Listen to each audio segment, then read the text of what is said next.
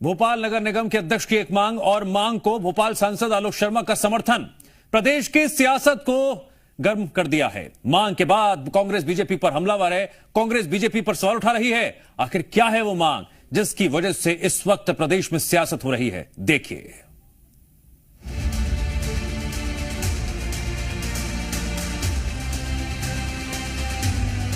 मध्य प्रदेश के इतिहास में 1 जून का दिन खास है, क्योंकि इसी दिन भोपाल पर 226 वर्षों से चल रहे नवाब के शासन का अंत हुआ था और भोपाल का प्रशासनिक नियंत्रण पूरी तरह भारत सरकार के हाथों में आ गया, जिसको याद करते हुए आजादी स्मारक पर कार्यक्रम का आयोजन किया गया।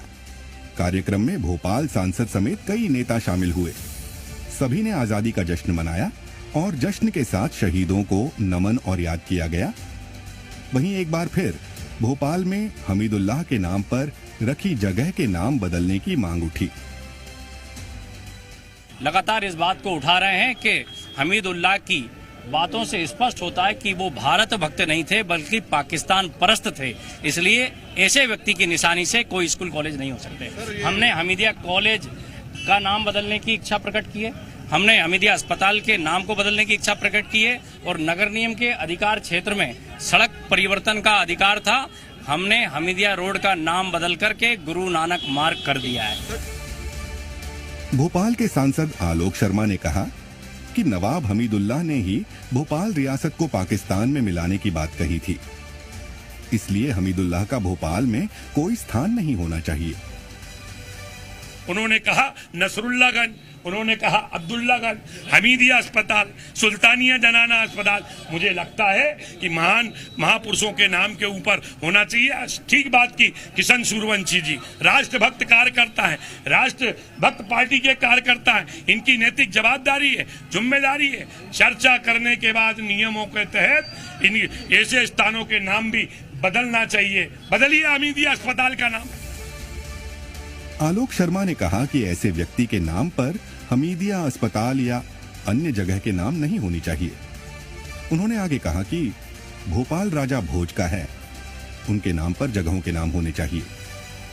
अंग्रेज चले गए, नवाब चले गए, भोपाल का बेटा महापौर बन गया।